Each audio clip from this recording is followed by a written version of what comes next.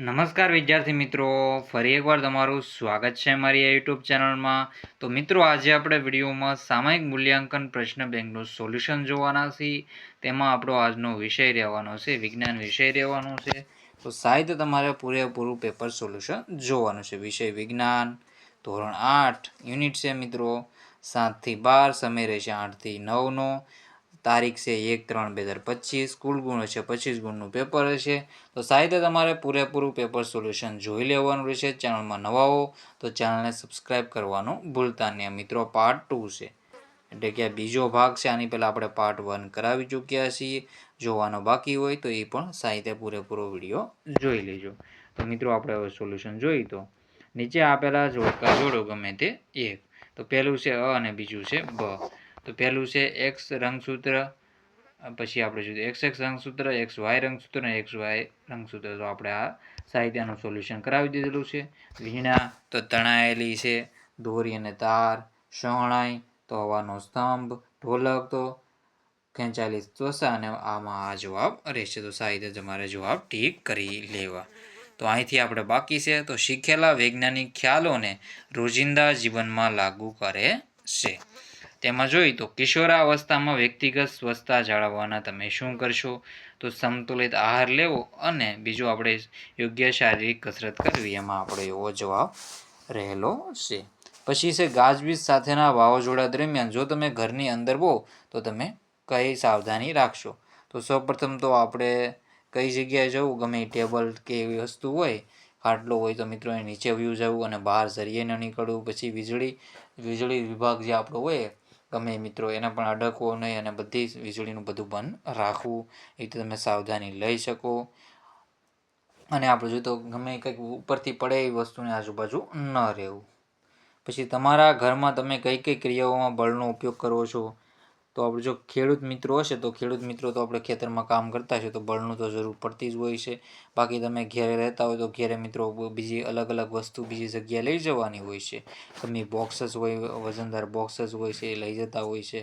પછી છે તમારા ઘરમાં હિંચકામાં કિચોડ અવાજ આવે છે તો અવાજ બંધ કરવા તમે શું પ્રયત્ન કરશો? તો આપણે એમ આપણી રીતે વોઇલિંગ કરી શકીએ. ધ્વનિ પ્રદૂષણને નિયંત્રણ રાખવાના કયા ઉપાયો કરશો? પછી છે તમારા ઘરમાં શોર્ટ સર્કિટના કારણે આગ લાગેલ છે તો આગ બુઝાવવા તમે શું કરશો? તો શોર્ટ સર્કિટના કારણે પહેલાં તો આપણે જોઈએ તો શોર્ટ સર્કિટના કારણે આગ લાગી હોય તો મેન સ્વિચ આપણે બંધ કરવાની કોશિશ કરવી જોઈએ. નકર પાણીથી આપણે જોઈએ તો વધારે ઓલું થવાની શક્યતા, કારણ કે શોર્ટ સર્કિટમાં આપણે જોઈએ તો વાયરિંગ હોય બહાર તો આમાં વધારે ઓલું થવાનું રહે છે. પછી છે પ્રક્રિયા અને ઘટનાને સમજાવો. એમાં જોઈએ તો નીચેના પ્રશ્નોના જવાબ મુદ્દાસર તમારે લખવાના છે. ભૂકંપ શાથી થાય છે સમજાવો. તો ભૂકંપ છે મિત્રો આપણે જોઈએ તો પૃથ્વી છે મિત્રો, પૃથ્વીની પેટાળમાં મિત્રો જે પ્રવાહી મેઘમાં રહેલો છે તેના હલનચલન ભૂસંચલનના કારણે આપણે જોઈએ તો ભૂકંપ થતો હોય છે. જ્વાળામુખી હોય છે, જેવી રીતે જ્વાળામુખી જ્યારે વિસ્ફોટ થાય છે ત્યારે થોડા સમય પછી આપણે ભૂકંપ થતો હોય છે. જ્વાળામુખી વિસ્ફોટ થવાથી આપણે જોઈએ તો બહારની બાજુ મેઘમાં જે ફેલાતો હોય છે મેઘમાં નીકળે છે તો જમીન આપણે પૃથ્વીનું પેટાળમાં થોડીક જગ્યા ખાલી થઈ જાય તો એ ભરવા માટે આપણે જોઈએ તો બધી પ્લેટો હલચલ થતી હોય છે ત્યારે ભૂકંપ થતો હોય છે. ઘર્ષણ મિત્ર. પછી ભૂકંપમાં આપણે કુદરતી કૃત્રિમ ઘણા એવા ઓલા છે મિત્રો, જેમ કે આપણે ખનન કાર્ય કરીએ છીએ. પછી જેમ બને બધા આપણે જોઈએ તો વસ્તી વધારાના કારણે ઘરનું આપણે જોઈએ તો ઘરો વધતા જાય છે. તો એ રીતે આપણે જમીન ઉપરનું દબાણ વધતું જવાના કારણે ભૂકંપ થતો હોય છે. ઘર્ષણ મિત્ર અને શત્રુ છે સમજાવો. ઇલેક્ટ્રોપ્લેટિંગ એટલે શું, તેનો ઉપયોગિતા જણાવો. તેનો આપણે જવાબ તમને હું જણાવી દઉં છું. તો ઘોંઘાટને નિયંત્રિત કરવાના ઉપાયો છે. ઉપર આપેલો ક્વેશ્ચન છે તો તમે જોઈ શકો છો. ઘોંઘાટને નિયંત્રણ રાખવા માટે એટલે કે ધ્વનિ પ્રદૂષણને નિયંત્રણ કેવી રીતે કરી શકીએ? તો હવાઈ જહાજ, વિમાનના એન્જિનો, પરિવહન માટેના વાહનો, ઔદ્યોગિક મશીનો, ઘરેલું ઉપકરણો વગેરેમાં સાયલેન્સર લગાડવા જોઈએ.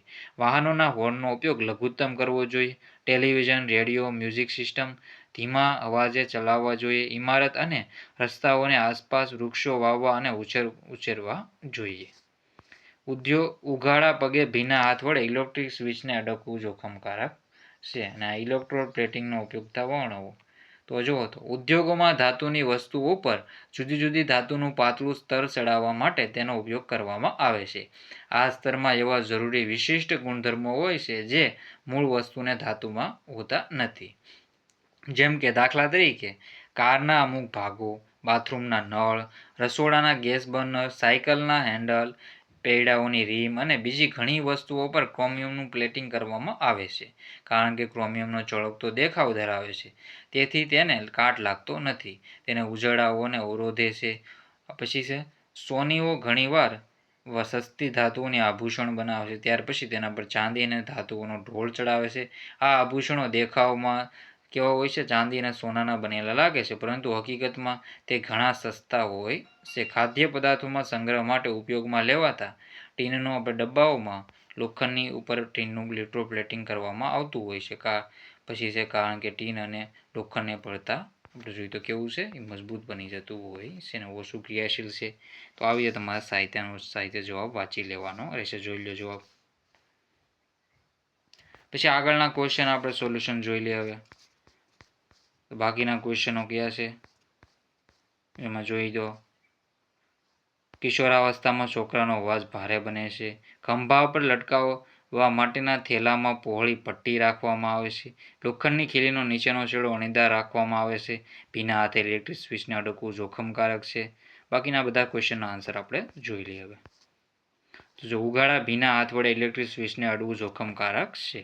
તો કોઈ વ્યક્તિના પગ ઉઘાડા હોય અને જમીન પર ઊભો હોય ત્યારે તેનો ભૌતિક સંપર્ક સીધો પૃથ્વી સાથે હોય છે. પૃથ્વી વિદ્યુતનું વહન કરી શકે છે.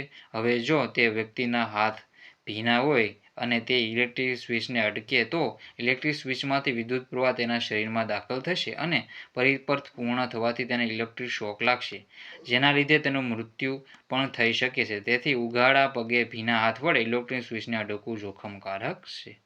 ઇલેક્ટ્રોપ્લેટિંગ પ્રક્રિયાનું ઉપયોગિતા આપણે જોઈ લીધી. પછી છે યૌવન રમમાં છોકરા છોકરીના અવાજમાં થતા બદલાવ સમજાવો. તો યૌવન રમમાં સ્વર પેટીના વૃદ્ધિની શરૂઆત થાય છે. છોકરાઓમાં વિકાસ પામીને મોટી થયેલી સ્વર પેટી ગળામાં ભાગમાં બહારની તરફ કંઠમણી તરીકે ઉપસી આવે છે. છોકરીઓમાં સ્વર પેટી તેના નાના કદને લીધે માંડ દેખાતી હોય છે. છોકરાઓનો અવાજ ઊંચો અને તીણો હોય છે, જ્યારે છોકરીનો અવાજ ઊંચો અને તીણો, જ્યારે છોકરાનો અવાજ ઘેરો હોય છે. પછી છે કેરમ બોર્ડ પર કેરમની રમત રમતી વખતે બારીક અબરખનો પાવડર છટવામાં આવે છે, એટલે કે છાંટવામાં આવે છે. તો કેરમ બોર્ડ ઉપર બારીક અબરખનો પાવડર છાંટવાથી તેની સપાટી લીસી બની જાય છે. કેવી? લીસી બની જાય. પરિણામે કુકરીઓ, સ્ટ્રાઇકર અને કેરમ બોર્ડની સપાટી વચ્ચે ખૂબ ઓછું ઘર્ષણ બળ પ્રવર્તે છે, જેથી કુકરીઓ કેરમ બોર્ડ પર ઓછા બળની ગતિ કરાવી શકાય છે. તો આવી રીતે તમારે જવાબ કરી લેવા. બાકીમાં ઊંચી ઇમારતો પર વિદ્યુત વાહક રાખવામાં આવે છે. રસ્તાની બંને બાજુ વૃક્ષો ઉગાડવા જોઈએ, જેથી આપણે ધ્વનિ પ્રદૂષણ અટકાવી શકીએ. દોડવીર ખીલ્લીવાળા બૂટ પહેરે છે, તો આપણે જોઈએ તો ઘર્ષણ બળ ઓછું થાય એના માટે આપણે જોઈએ તો દોડવીર છે ખીલ્લીવાળા બૂટ પહેરતા હોય છે. તો આવી રીતે વાંચી લેવાનું રહેશે. પછી છે પોતાની આસપાસ મળી આવતી વસ્તુનો ઉપયોગ કરી નમૂનાનું નિર્માણ કરે છે અને તેની કાર્યપદ્ધતિ વર્ણવે છે. તમારી આસપાસથી મળી આવતી વસ્તુઓનો ઉપયોગ કરી નમૂનાનું નિર્માણ કરો. રમકડાનો ટેલિફોન બનાવવાનો છે, સાદું વિદ્યુત ટેસ્ટર બનાવવાનું છે અને સાદું ઇલેક્ટ્રોસ્કોપ બનાવવાનું છે. તો સાહેબ તમારા પ્રયોગનું સાથે કરી નાખવાના રહેશે. તો મિત્રો આ વિડીયો એન્ડ કરીએ છીએ. જય હિન્દ, જય ભારત.